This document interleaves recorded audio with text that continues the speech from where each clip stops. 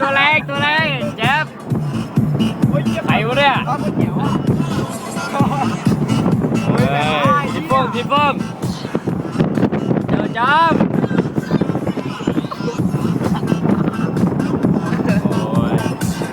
อันเนี้ยไฟเขียวกำลังกระพริบจะเป็นไฟแดงเบาไปเลยไปดิมาไปเลย เหยียบเลยแจ๊บขอเหยียบหน่อยแจ๊บเหยียบเลย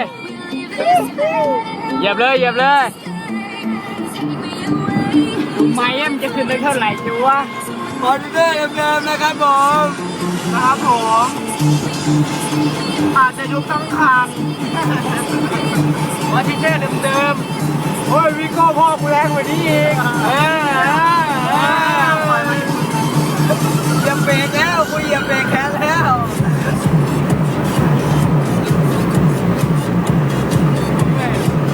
กล่องกันลางนะ เดิมนะเนี่ย อยากลงเลยล่ะเห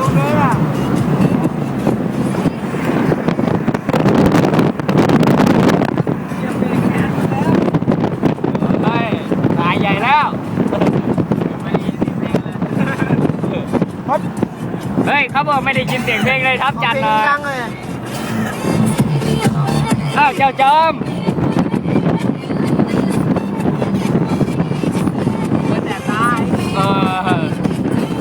ดูดิยังสายใหญ่เลย